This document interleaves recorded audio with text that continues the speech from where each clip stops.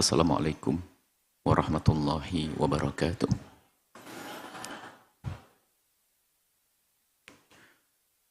Alhamdulillah. Nahmaduhu subhanahu wa ta'ala hamdan. Yuwafi ni'amahu wa yukafi'u mazidah. Ya Rabbana lakal hamdu kama yanbaghi li jalali wajhika wa 'azimi sultanik. Subhanaka la nuhsi thana'an 'alaika. Anta kama athnita ala nafsik walakal hamdu walakal syukru ala dhalik. Allahumma salli wa sallim ala habibina sayyidina Muhammadin wa ala alihi wa ashabihi wa tabi'ina lahum bi ihsanin ila yaumiddin. Allahumma ya Rabbana allimna at-ta'wila wa faqqihna fid din. A'inna ya Rabbana ala fahmi kitabik wa ala al-amali bihi. Waj'alna ya Rabbana wa ahlana min ahlihi. A'inna ala dhikrika wa syukri wa husni ibadatika. Warzuqna ya Rabbana taubatan qabla al-maut wa syahadata 'inda al-maut wal jannata ba'da al-maut. Amma ba'd. Yang sangat kami cintai, kami muliakan, para perindu ridha Allah, pecinta Al-Quran, pecinta baginda Nabi Muhammad sallallahu alaihi wasallam. Alhamdulillah kita bisa bergabung kembali untuk bersama-sama mentadabburi, merenungi firman Allah. Semoga Allah memberikan kepada kita pemahaman yang benar, ilmu yang manfaat, dan semoga Allah menjadikan kita dan keluarga kita perindu, pecinta Al-Quran, dijadikan ahli Quran. Jika baginda disebutkan kana khuluquhul Quran, akhlaknya adalah Al-Quran. Semoga kita sebagai pecinta baginda, rindu baginda, bisa menjalankan akhlak Al-Quran. Dan semoga Allah subhanahu wa ta'ala memberikan ketulusan kita di dalam menuntut ilmu, ketulusan dalam mengamalkan ilmu, sehingga buahnya bisa kita petik nanti di saat kita menghadap Allah subhanahu wa ta'ala. Kita masih di surat An-Nur, cahaya untuk menghilangkan gelapnya hidup dari kekotoran hidup, baik secara individu, pribadi, atau secara masyarakat. Ada sampah atau kekotoran masyarakat yang ada hubungannya dengan syahwat. Kehinaan-kehinaan karena syahwat. Syahwat yang tidak dipandu oleh akal dan syariat. Sehingga dari awal surat An-Nur tentang hukuman pelaku zina, kemudian larangan menuduh orang berzina, apalagi menuduh dalam urusan pasangan, li'an, ada hukum li'an. Kemudian disebutkan juga untuk menghindari itu semuanya harus ada tata krama hidup. Kalau masuk tempatnya orang hendaknya minta izin. Dan bagaimana wanita yang terhormat di saat di rumah sendiri, kemudian ada laki-laki mengetuk untuk bertamu biarpun itu kerabat, lalu apa yang hendaknya dilakukan? Apakah serta-merta mengizinkan mereka masuk padahal mereka adalah bukan mahram? Ini adalah adab izin, semuanya adalah untuk menuju kemuliaan, membersihkan rumah daripada kehinaan itu. Jika izin harus dimaknai sesuai dengan zaman dan masanya. Izin waktu itu mungkin ya seperti itu gambarnya, masuk rumah, tok-tok, Assalamualaikum. Seorang perempuan hebat berkata, siapa ini saya? Menyebutkan namanya, bukan mahramnya, tinggal berkata, tidak ada suami saya, selesai. Laki-laki terhormat, mengerti rumah tersebut tidak ada laki-lakinya, dia akan kembali dengan penuh kebanggaan bahwa di rumah ini ada wanita muslimah yang terhormat. Enggak perlu kecewa. Cuman hari ini kan pintu itu kan tidak hanya pintu gerbang atau pintu rumah yang bisa ditutup dan dikunci dengan gembok itu. Sekarang ada pintu melalui pintu yang dahsyat lagi. Yaitu pintu media sosial. Ini harus perhatikan juga. Alangkah banyaknya kehinaan masuk di situ. Maka sebagai perempuan terhormat, jangan mudah membuka pintu di saat ada yang mengetuk, ingin menyapa dan seterusnya. Harus kita waspada. Tujuannya adalah lagi-lagi untuk membersihkan keluarga daripada kehinaan syahwat yang liar tadi. Setelah bab izin, ada tata krama dalam izin. Yang baru-baru kemarin adalah perintah untuk menjaga mata. Coba, kalau diamalkan semuanya, apa yang terjadi? Kemuliaan. Laki-laki katakan, wahai Muhammad kepada kaum pria, kullil mu'minina, wahai orang beriman, wuddu absarahum, ayatnya tidak ada. Untuk menutup mata, kullil mu'minina yaghuddu min absarihim. Orang beriman menutup matanya. Jika pria-pria beriman itu menjaga matanya dari melihat yang haram, kapan kebayang terjadi perzinaan? Oh, dia tidak mau melihat yang haram. Melihat yang haram apalagi melakukan kehinaan. Akibat daripada syahwat. Melihat. Dia menjaga. Dan sekarang giliran perempuan juga sama. Jangan perempuan juga mengumbar mentang-mentang seolah-olah laki saja yang tidak boleh melihat perempuan. Sama. Kaum wanita pun juga. Ada rambu-rambu bagaimana melihat laki-laki. Sehingga nanti dijelaskan. Para ulama menjelaskan. Sama. Wanita melihat laki-laki adalah sama. Bukan berarti bebas melihat. Tidak. Kalau sudah melihatnya sudah tidak normal lagi. Menjadi tidak boleh. Menyifati tentang parasnya, hidungnya, bibirnya, kumisnya, jenggotnya, segala macam. Sudah pandangan-pandangan yang salah menjadi haram yang semula. Dan diizinkan hanya ala kadarnya dalam transaksi jual beli, termasuk belajar, mengajar sesaat. Kalau sudah tidak diperlukan, nggak perlu melihat. Ini adalah yang diajarkan oleh syariat. Kita sekarang masuk kepada kaum wanita. A'udzubillahi minasyaitonirrajim. Bismillahirrahmanirrahim. Qul, katakanlah wahai Muhammad kepada para wanita. Ini perintah ini tentunya ada rentetan kalimat yang di sini diulang. Tentunya perintahnya ughdud ya nisa al-muslimina absarakunna. Ughdudna absarakunna. Lalu yaghdudna. Katakanlah wahai, karena gini. Orang muslim itu patuh. Mereka akan yaghdudna. Ini kan ada kalimat yaghdudna. Katakanlah wahai Muhammad lil mu'minati, kepada wanita-wanita beriman. Tiba-tiba yaghdudna min absarihin. Mereka akan menutup mata mereka, menjaga mata mereka. Tapi bentuk perintahnya tidak disebutkan di sini. Dikira-kira Nabi Muhammad mengatakan ya nisa al-mu'minin ughdudna min absarikunna. Kemudian karena orang beriman segera menyambut yaghdudna, mereka segera menyambut akan menutup matanya. Mereka akan menjaga matanya dari pandangan yang haram. Wa yahfadna furujahunna, menjaga kemaluannya, kehormatannya. Ini orang-orang beriman. Tentunya mengalahkan dari sebuah tradisi. Ada tradisi kemuliaan wanita tidak bisa disentuh kaum pria. Seperti tradisi jahiliyah, wanita sangat menghormati dirinya sendiri. Seperti yang pernah kami hadirkan kisah Hindun. Biarpun di masa jahiliyah belum masuk Islam, ternyata bagi mereka adalah kehormatan adalah nomor satu.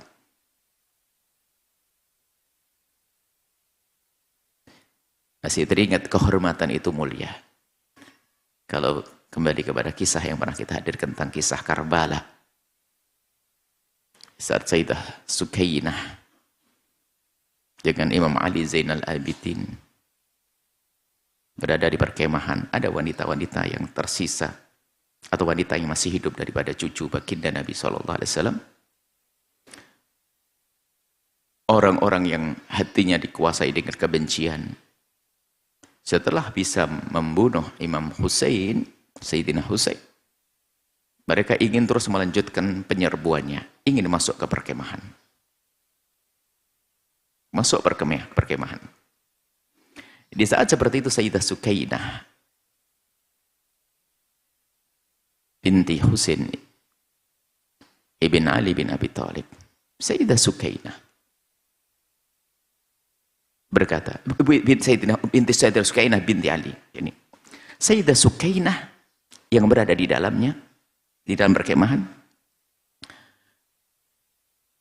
kaget, kok laki-laki ini kok kurang ajar banget mau masuk perkemahan, di dalamnya ada wanita.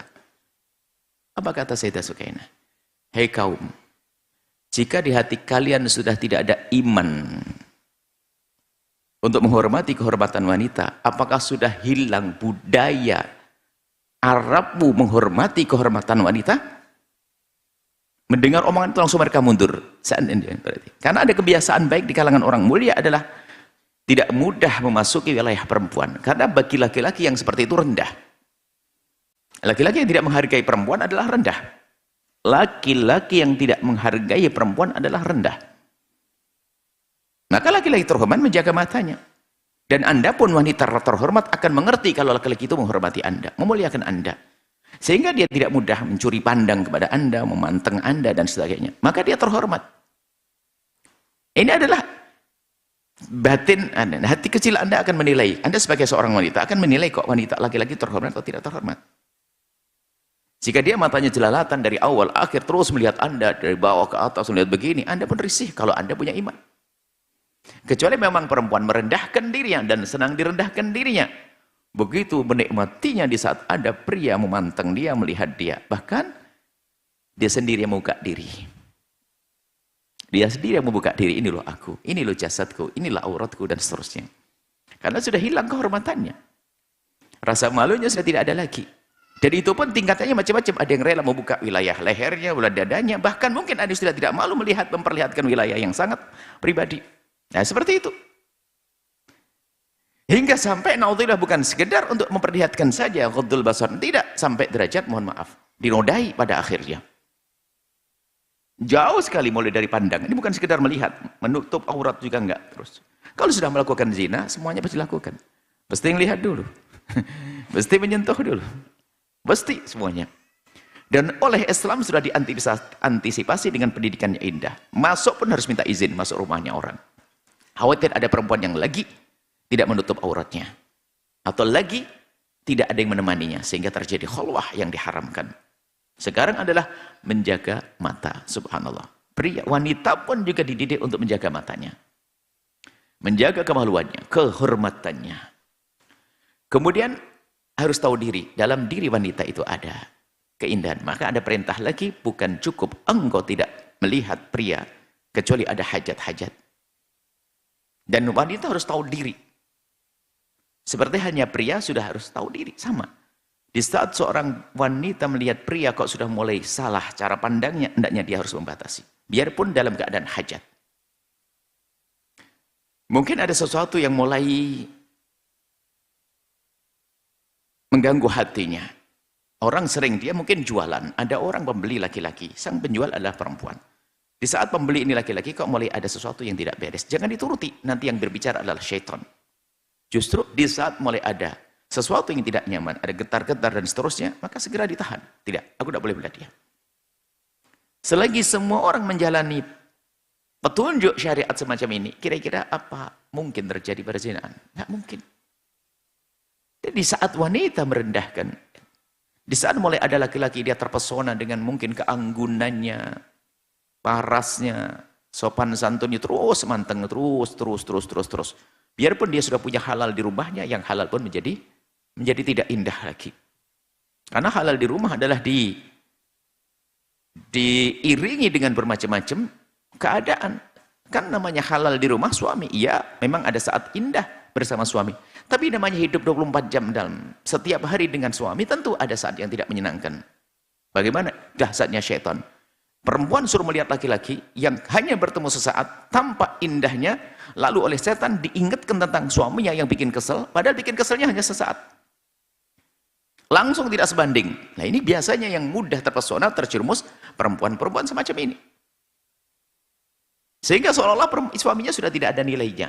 Sehingga muncullah, hadirlah wanita-wanita yang terjebak dalam kehinaan. Gara-gara apa? Matanya tadi. Maka di sini menutup mata, menjaga mata adalah hal yang sangat penting. Kemudian kita lanjutkan. Waliyubdina zinatahunna. Jangan menampakkan perhiasannya. Setelah itu dijelaskan dalam riwayat lain, yang perhiasan di sini adalah tentunya bukan sekadar perhiasan dan tempat menempelkan perhiasan. Kalau menampakkan perhiasannya nanti maksudnya simpenlah emasmu biar tidak kelihatan orang, taruh lemari, bukan itu. Yang dimaksud zinatahunna di sini adalah perhiasan dan tempat perhiasan. Kemudian di sana ada Untuk wilayah yang boleh dilihat, maka itu ada perhiasan yang boleh ditampakkan. Lalu mana zinatahunna? Biasanya perhiasan ada di mana? Di kalungnya, di sini, badannya, lengannya. Maka hendaknya ditutup, la yubdina. Jangan menampakkan zinatahunna, perhiasannya. Maksudnya diterjemahkan oleh hadis lainnya adalah menutup auratnya. Menutup auratnya. Tolong memahami makna aurat. Kami rindu semuanya yang hadir, termasuk yang di dalam ini, termasuk mohon maaf saudari-saudari yang sangat kami cintai yang lagi jualan di depan sana, solehah yang jualan di depan sana, tolong auratmu dijaga supaya jualanmu berkah. Dan karena Allah, bukan karena dengar omongan kami biar. Apalagi sudah kami sebut, kalau Anda mohon maaf tidak menghargai orang yang menutup aurat, khawatir ini bentuk kekeroposan iman. Misalnya ada orang jualan, yang satu dengan semangat menutup auratnya, yang satu tidak. Lalu kalau Anda lebih senang membeli yang tidak menutup aurat, apa yang terjadi pada Anda? Bisa jadi Anda tidak menghargai menutup aurat. Yang kedua, bagaimana masih ada yang menutup aurat, Anda memilih tidak menutup aurat? Bukankah mata Anda melihat? Makanya bahasa sederhananya ya jangan Anda membeli jika ia tidak menutup aurat. Karena apa? Justru karena Anda sayang kepada orang itu. Supaya tidak membuat dosa untuk Anda. Jangan beli. Kan kurang lebihnya seperti itu. Ini artinya mendidik juga yang jualan menutup auratnya. Biar menutup aurat. Karena Anda harus menghargai ini, menjaga syariat Nabi Muhammad dengan menutup aurat yang harus Anda hargai. Biarpun mungkin yang menutup aurat lebih mahal 100 rupiah, 300 rupiah. Demi syariat Nabi Muhammad harus aku perhatikan. Tujuannya apa? Untuk membuat satu budaya yang istimewa bahwasanya semua yang ada di situ, yang jualan, yang beli adalah menutup aurat. Menggunakan menutup aurat, kerudung yang benar, yang rapi. Anda sebagai kaum pria yang punya iman, harus tahu bahwasanya dosa itu halus masuknya nanti. Kerusakan hati halus. Di saat Anda tidak peduli yang demikian ini, akhirnya apa? Anda menjadi biasa. Akhirnya Anda bisa mencuri-curi, biar dia menghadap ke sana, Anda boleh memperhatikan lehernya, dagunya, punggungnya, seterusnya. Karena memang Anda sudah tidak pernah pilah-pilah. Yang penting saya belanja, saya beli. Terus akan terus diulang-ulang di dalam mata Anda, masuk ke hati, sehingga menjadi orang biasa melihat aurat. Mana firman Allah? Mana pengapalan firman Allah? Kullil mu'minina yaghuddu min absarihim. Maka lebih baik dihindari. Tentunya ini bukan perendahan kepada yang tidak menutup aurat, enggak, justru pendidikan. Pendidikan bahwasanya ayo kita buat lingkungan yang saling tolong menolong dalam kebaikan. Indah dari ujung ke ujung menutup aurat. Maka kalau Anda beli kepada orang yang tidak menutup aurat, Anda zalim kepada yang menutup aurat. Maknanya apa di sini? Justru memotivasi. Kan demi kebaikan dia. Pertama di hadapan Allah agar semuanya menutup aurat. Di hadapan Allah dia tidak dosa. Kemudian, dan ini bukan mencaci, tidak ada urusan caci-mencaci. Justru penghargaan kepada orang yang rindu kepada syariat yang menutup aurat. Baik. Dan juga untuk mengamalkan kullil mu'minina yaghuddu min absarihim, kaum pria tidak menutup mata. Bagaimana? Selagi ada menutup aurat dan Anda tidak menutup aurat, Anda belanja ke yang tidak menutup aurat. Mau tidak mau kan Anda akan melihat. Anda punya mata, kecuali Anda tidak pejam mata, bukan orang buta. Di atas mimbar mulia ini kami rindu menyampaikan bahwasanya, wahai wanita, jaga kemuliaanmu dengan menutup aurat dengan serius. Bukan di depan ustadz saja, kalau dengan yang lain boleh. Ini kan jadi keblinger. Kalau dengan ustadz, Masya Allah, ada ustadz, ada ustadz. Dengan yang lain tidak. Di rumah, Masya Allah, membuka. Dan tidak harus pakai yang bagus-bagus, biasakan baju yang murah, kerudung yang murah-murah, dan sebagainya, nggak ada masalah dipakai sehari-hari. Dan itu ibadah, wahai muslimat. Mungkin ada orang yang senang sholat duha. Sholat duha, tahajudan, ketahuilah bahasanya, menutup auratmu, engkau pakai kerudung lebih gede pahalanya daripada duha yang kau lakukan. Pahami makna ini? Ayo. Daripada tahajud yang kau lakukan, tahajudmu sunnah, duhamu sunnah, menutup auratmu wajib. Anda harus paham makna ini. Ibadahmu hendaknya karena Allah. Wah, tambah ini. Wah, ibu ini Masya Allah rajin majelis. Zikirnya, salawatnya sehari 5.000. Masya Allah, tahajudnya nggak putus. Puasanya setiap hari. Tapi kemana-mana tidak menutup aurat. Yang wajib ditinggalkan. Nah, ini mohon Anda pahami makna ini. Ternyata kapan Anda mengenakan kerudung yang benar ini, bismillah, itu sudah ibadah. Dicatat ibadah terus. Dan di saat Anda membuka aurat Anda, sudah dicatat sebagai maksiat. Satu orang melihat dia dosa, gara-gara Anda masuk dosa. 2 orang dosa, 3 orang dosa, 4 orang, 1000 orang. Anda posting, Anda terus dan sebagainya. Ini pendidikan kehormatan tanpa perendahan, mohon maaf. Tidak ada perendahan di sini. Justru ini bahasa kasih sayang. Terus, kalau tidak kami ucapkan, berarti kami tidak menyayangi mereka solehah-solehah itu. Kami tidak mencintai mereka kalau kami biarkan. Ini kehormatan Anda. Baik. Indah. La yubdina zinatahunna, jangan menampakkan auratnya. Di sini perhiasan adalah tempatnya perhiasan. Kemudian setelah itu perbedaan para ulama ini. Illa ma dhahara minha, kecuali yang tampak. Maksud yang diizinkan untuk ditampakkan sesuai dengan syariat. Nah, apa yang diizinkan untuk ditampakkan? Nanti perbedaan para ulama. Di depan kaum pria, kebanyakan ulama mengatakan sekujur tubuh. Oke. Sekujur tubuhnya. Sekujur tubuh. Akan tapi nanti seperti pendapat kedua dalam mazhab Syafi'i, dalam mazhab Malik dan sebagainya. Imam Ahmad, Hambali mengatakan bahwasanya wajah Hambali sendiri ada beberapa riwayat. Jadi anggap saja kita bagi 2 deh. Wajah dan telapak tangan. Wajah, telapak tangan, pendapat pertama adalah juga wajib ditutup di hadapan pria. Ini pendapat. Kalau Anda bisa menggunakan ini boleh. Sah-sah saja. Sehingga muncullah wanita pakai cadar. Atau sesuatu yang bisa menutupnya. Kalau seandainya hanya pakai bentuknya masker, tapi niatnya untuk menutup, itu juga sah mendapatkan pahala. Ini. Yang kedua adalah wajah tidak wajib ditutup. Tapi bukan berarti Anda boleh langsung pelotot-pelotot, hai kaum pria. Bukan begitu. Ini kan bicara tentang auratus sitri yang wajib ditutup. Wanita wajib menutup wajahnya. Pendapat kedua, tidak wajib tutup wajah dan telapak tangan. Dan ini makanya kalau seandainya orang pakai ini saja sudah cukup. Seperti Anda ini sebagian pakai cadar, alhamdulillah. Kemudian yang belum pakai cadar, Anda sudah benar menutup itu. Itu adalah pendapat ulama dan harus kita hadirkan. Apalagi masyarakat kita semacam itu. Yang nggak boleh merendahkan, Masya Allah. Apalagi menilai yang pakai cadar, apaan tuh cadar-cadaran. Loh, kenapa kok Anda ribet dengan orang pakai cadar? Orang dia ingin melakukan sesuatu yang menurutnya lebih bagus.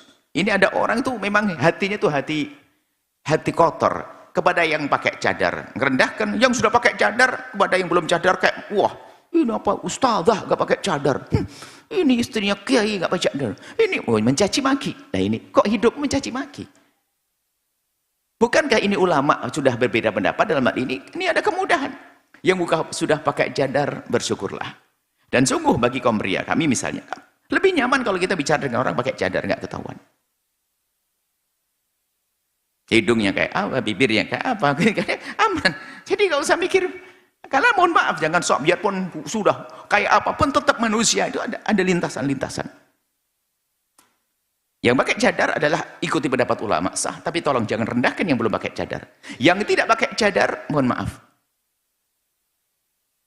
Bukan berarti langsung membenci pencadar. Biarpun di sana ada mungkin kelompok yang membawa akidah tidak benar bercadar, itu kan urusan kelompok. Tapi bercadar itu adalah sebuah kemuliaan yang ia ambil tanpa merendahkan.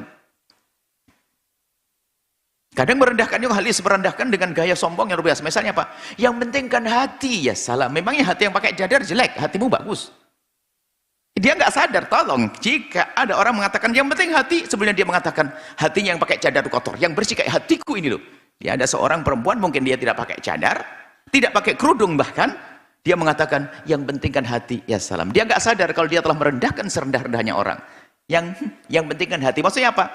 Yang benar tuh kayak saya, biarpun begini hati saya hebat. Mengaku hati baik itu dipikir baik. Dan dia nggak sadar begitu.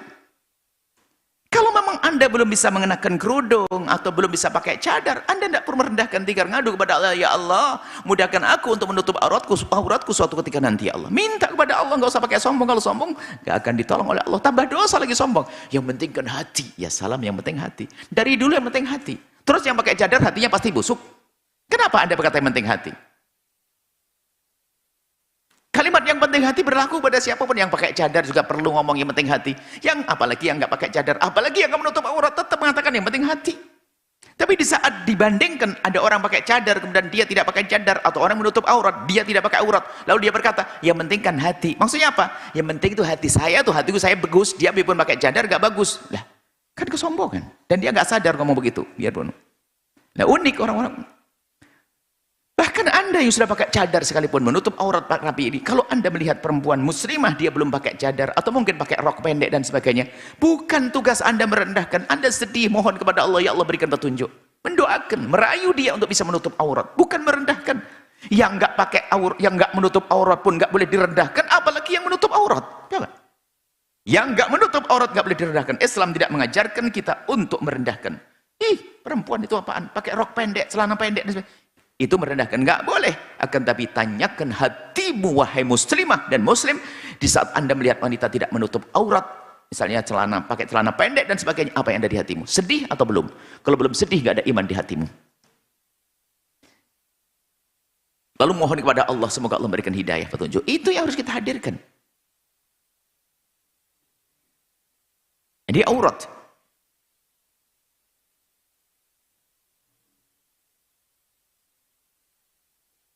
Illa ma dhahar minha. Terus yang tahu. Nah, menurut pendapat yang mengatakan misalnya, menurut pendapat mengatakan bahwasanya yang pertama kan sekujur tubuh wanita hendaknya menutup, pakailah cadar. Adapun kaki, jumhur mengatakan kaki termasuk tidak boleh ditampakkan kalau kaki. Jadi ada tiga pendapat ya. Pendapat pertama adalah sekujur tubuh. Kalau Anda ingin mengambil ini karena Allah, kalau tidak karena Allah, unik. Di depan orang pakai cadaran.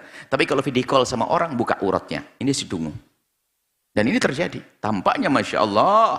Di depan orang kayak Masya Allah. Di depan orang tampak dia orang suci. Tapi di saat sendiri di kamarnya Masya Allah. Video call dengan lawan jenis sudah kayak. Ini adalah dusta. Dusta yang semacam itu. Takut karena Allah.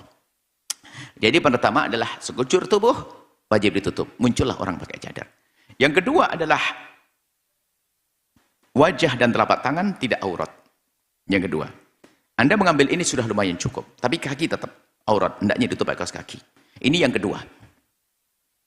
Nah, yang ketiga, memang itu adalah diriwayatkan dari Imam Abu Hanifah mengatakan, dalam bagi yang mungkin punya kesibukan yang susah menggunakan penutup kaki, maka kaki tidak dianggap aurat. Mungkin kerjaannya apa sih? Di dapur becek dan sebagainya, pakai kaos kaki, basah kaos kakinya dan sebagainya. Atau di mana itu? Di sawah, pakai kaos kaki misalnya. Nah, ini misalnya Anda dalam keadaan tertentu, maka boleh mendapat pendapat ini. Ya, jadi, tapi dalam keadaan normal Anda pergi ke tempat mulia begini, ya kaos kaki cakep, indah, tidak terlihat.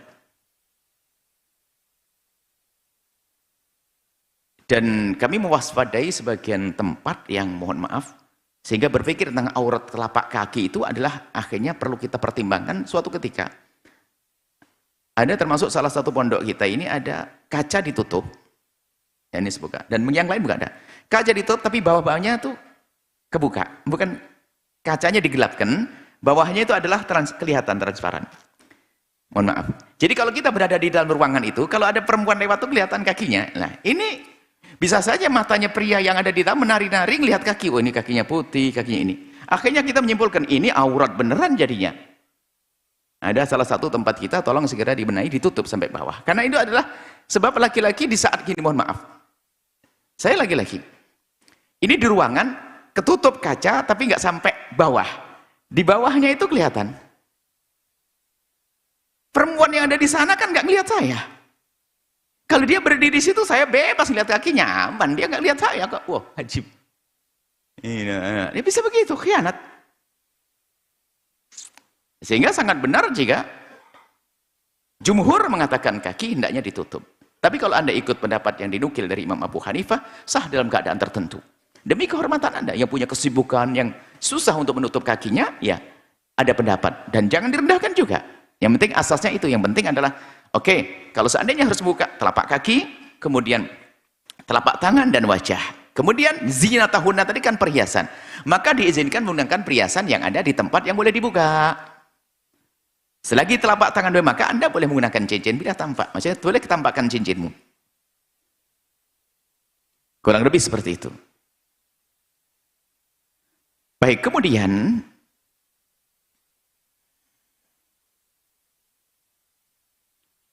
wal yadribna bi khumurihinna ala juyubihinna. Dan hendaknya yadribna itu menurunkan. Bi khumurihinna, khimar itu kain yang menutup kepala. Tentunya kain yang menutup kepala sesuai dengan penafsiran para ulama tadi. Bagi yang mengatakan wajahnya wajib tutup, ya kainnya sambung-sambung. Bagi yang mengatakan wajahnya tidak wajib tutup, untuk kain menutup kepala saja, yang wajahnya tidak. Seperti kerudung Anda ini. Tapi hendaknya diturunkan ala juyub jeb. Jeb itu sesuatu yang menutup dada dan leher. Makanya hendaknya turun sampai ke bawah kerudungnya. Nah, ini seperti yang sudah terjadi. Sebenarnya desainnya sudah desain syariat, ya nggak usah bertanya kenapa begini. Makanya tinggal dituruti aja. Maka dihimbau kerudung Anda panjang menutup dada. Mohon maaf. Jika tidak, mohon maaf, Anda wanita. Ada wilayah yang sehingga gara-gara kerudungnya tidak desain yang pas, sehingga mohon maaf akan tampak lekuk tubuhnya. Maka sebisa mungkin menurunkan kain yang menutup kepala itu sampai ke dadanya. Sehingga dada itu akan tertutup. Sehingga wanita terhormat. Dan semua dikembalikan kepada diri Anda sendiri. Sebagai wanita, yang semoga Allah memberikan hidayah, itu paling senang menampakkan, mohon maaf, auratnya. Kemudian ini babnya beda selain, nanti ada pakai baju ketat dan sebagainya, perlu kita bahas. Memang ini kelihatannya, ini tidak bisa kita selesaikan hari ini, karena padahal hanya satu ayat saja, mungkin kita tutup untuk sementara. Menggunakan kain ketat bagaimana? Berbeda masalah bab sholat ya. Sholat itu adalah auratnya aurat sitr. Aurat sitr. Kalau ini aurat nadar, mohon maaf. Aurat fi sholah, aurat fi sholah, aurat sitr, aurat nadar. Aurat ada 3 kata. Aurat fi sholah. Kalau aurat di dalam sholat, wanita menutup sekujur tubuhnya kecuali wajah dan telapak tangan boleh. Sholatnya sah biarpun pakai baju ketat. Pakai ketat, hanya dikatakan makruh gitu saja. Tapi ini di dalam sholat jangan dibawa ke alun-alun. Mohon maaf, ini bab sholat, beda ceritanya. Bab sholat. Kalau seorang perempuan menggunakan kain ketat yang tahki, yang yahki, yang menampakkan lekuk-lekuk tubuhnya, di dalam sholat sah. Pakai legging, pakai apa, ketat, pakai kaos sholat. Di kamarnya sendiri sah. Tapi itu bukan di depan kaum pria. Nah ini makanya ada hadis lain yang perlu diterapkan. Bagaimana madam kaum pria? Lagi-lagi mohon Anda jangan merendahkan jika wanita menutup aurat tapi pakai baju ketat. Kita doakan semoga disempurnakan suatu ketika nanti. Enggak, ini bukan tempat merendahkan. Ini tempat belajar untuk menjadi lebih baik. Lalu bagaimana ketat? Ketat itu kan, masalah ketat ini adalah Anda sebagai wanita dengan wanita biasa saja. Tapi bagi kaum pria sangat mengganggu. Sangat menggoda. Bahkan bisa lebih dahsyat godaannya. Karena apa? Di saat pakai baju itu nggak kelihatan. Mohon maaf kalau ada suatu warna hitam, lorek, nggak ketahuan, koreng segala macam nggak ketutup. Yang bentuk dia kelihatan bentuknya. Sehingga bisa saja tambah menggoda itu ketat itu. Sehingga para ulama menjelaskan ini bab di dalam sholat. Adapun di luar sholat, kalau Anda bersama kaum pria, hendaknya jangan gunakan ketat. Ada sabda Nabi yang lainnya tentang penjelasan itu. Nabi pernah menyebut, saya ta'ala ummati akan datang kepada umatku nanti satu nisaun kasiyat ariyat. Orang pakai baju tapi nggak pakai baju. Ini kan kalimat baginda Nabi itu sederhana, kasiyat ariyat, ma'ilat mumilat, ru'usuhunna ka'asnimatil bukhti, fal'anuhunna fa'innahunna mal'unat. Serem. Ada perempuan itu pakai baju tapi nggak pakai baju. Pakai baju tapi kayak nggak pakai baju. Ma'ilat mu'ilat, gayanya kok jalan luwe nggak lenggoknya, Masya Allah. Ru'usuna ka'asmatil bukhti, kemudian rambutnya sudah ditutup benar, tapi kalau menutup saja nggak cukup, ditongolkan seperti ka'asmatil bukhti, seperti punuk unta. Ditambah semakin tinggi. Kan? Nabi mengatakan fal'anuhunna fa innahunna mal'unat. Terjauhkan orang ini dari rahmat, Masya Allah. Nah, ini bukan dalam irama merendahkan. Ini pendidikan, wahai wanita solehah. Kecantikanmu hanya untuk suamimu, bukan untuk dipamerkan sana sini. Yang dipamerkan itu barang murah. Barang berharga akan dijaga. Kalau bicara aurat, yang tidak boleh menyentuh, tidak boleh melihat ini, lihat. Tidak di kalangan Islam, mohon maaf. Kita dengar seorang ratu di sebuah kerajaan di negeri di Eropa sana atau di mana itu. Ratu. Itu memang semua orang boleh salaman dengan dia? Nggak boleh. Dibatasi. Kalau kenapa? Cuman perbedaannya bukan urusan kehormatan, akan tapi memang ya pokoknya jangan begitu. Semua orang boleh ngelihat dia, nggak boleh. Di dalam Islam pun di saat ada yang demikian ini harus difahami. Ini makna menjaga kemuliaan kehormatan wanita. Dalam hadis kasiyat ariyat, orang perempuan sayati ala ummati nisaun. Perempuan kasiyat pakai baju tapi ariyat kayak nggak pakai baju. Ini setiap zaman ada modelnya. Mohon maaf yang pernah menemukan masa remaja di tahun 70-an, angkat tangan. Pengen tahu saya. Itu lihat, dulu tuh perempuan pakai baju namanya mungkin istilahnya maxi atau baju apa gitu ya. Baju panjang, tatonya dibelek sampai paha. Pernah lihat? Sudah menutup baik-baik, dirobek. Kenapa dirobek? Itu kasiyat, ariyat. Menutup sudah benar tapi dibelak sampai paha. Pernah tahu ibu? Pernah lihat? Zaman itu, sekarang sudah nggak model. Masih ada model lagi, muncul lagi. Nggak tahu. Ini zaman dulu. Ini zaman dulu. Jadi setiap zaman ternyata ada modelnya. Model khasiat sudah benar pernah khasiat, tapi ariyat pakai baju, tapi dibuka lagi.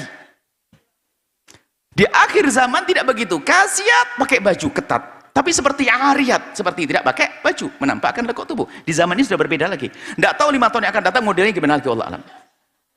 Dibolong-bolong bagian tertentu barangkali. Dibolong sininya, pakai bagus, bolong sininya. Enggak pakai ketat, longgar, tapi bolong wilayah tertentu. Mungkin tren lagi. Waduh, jangan-jangan didengar malah jadikan tren nanti. Problem ini. Musibah. Semuanya kembalikan pada diri Anda, wahai muslimah. Bagaimana menjaga kehormatan Anda? Makanya sebetulnya kehormatan bukan di dalam kebiasaan tadi, dalam diri Anda. Kalau Anda wanita merasa Anda adalah menghormati diri Anda nggak senang. Bahkan kalau laki-laki mencermati Anda gelisah, Anda sedih, Anda pengen menampar dia, Anda pengen lempar dengan sandal, kurang lebihnya begitu. Kenapa? Dia telah menodai saya, kehormatan saya. Dia berani melihat saya, begitu. Tidak ingin menampakkan auratnya. Ini kasiyat ariyat. Kemudian ma'ilat, mumilat. Ada. Lenggak-lenggok dan sebagainya. Ternyata sebelum belajar keluar jalan, di rumah sudah belajar cara jalan gimana. Yang ditiru adalah yang ada di fashion apa itu? Itu. Atau alhamdulillah namanya tidak ingat saya apa itu. Pokoknya itu yang pakai model-model begitu. Mohon semoga Allah para model-model yang selama ini tampil begitu, semoga Allah berikan hidayah, berikan kebaikan, kemudian menjalin rumah tangga yang indah, kebahagiaannya dengan suaminya saja. Kita tidak ingin merendahkan atau mencaci. Ini tiru tuh, sehingga jalannya Masya Allah. Ma'ilat mumilat. Ru'usuhunna ka'sinimatil bukhti. Kepalanya seperti punuk unta. Kalau pakai gerung seperti ini, jangan ditambah sesuatu di atasnya. Sampai nongol begitu. Permasalahannya kadang ibu-ibu ini tidak mengerti, hanya membeli saja ikut model. Yang diikut desainer. Apa orang-orang yang bagian-bagian begitu membuat biar kamu lebih cantik ini, tambah tinggi dan sebagainya. Ya, bukan syariat petunjuknya. Kita merindu desainer-desainer yang hebat. Jadi membuat desainer yang baru tapi sesuai dengan petunjuk syariat. Dahsyat. Dakwah juga. Wanita tetap tampak cantik, anggun, tidak melanggar syariat. Nah, tadi kasiyat ariyat tampak pakai baju tapi tampak seperti tidak pakai baju. Hari ini modelnya berbeda dengan keketatan tadi. Tolong kalau Anda menemukan wanita pakai baju ketat, jangan rendahkan dia. Barangkali dia adalah masih masa-masa hijrah dari tidak pakai baju atau buka aurat menuju menutup aurat, tapi pelan-pelan dengan cara ini. Insya Allah tahun depan sudah berubah. Nunggu ini bajunya habis, rusak, selesai. Tapi yang sadar jangan dihadiahkan ke orang lain ya. Kadang-kadang ini orang kaya, bagus, sadar dengan bajunya ketat, lalu tobat, sadar, hijrah. Bajunya dihadiahkan ke tetangga. Tetangganya giliran begitu, nggak sembuh-sembuh lagi. Dosanya ganti pindah, nggak. Sudah, lalu diapain? Digunting buat isi bantal. Bukan dihadiahkan ke orang. Baju Anda, wahai wanita solehah, bagi Anda yang telah hijrah, bagi baju Anda yang tidak menutup aurat itu, jangan dihadiahkan ke orang. Akan tapi sudah dirubah bentuk. Buat keset cantik, keset termahal di dunia. Untuk Anda ngangkat sayur itu kan panas. Paling tidak sudah. Kalau Anda hadiahkan, kadang-kadang masuk niatnya baik. Niat hijrah, lalu dihadiahkan.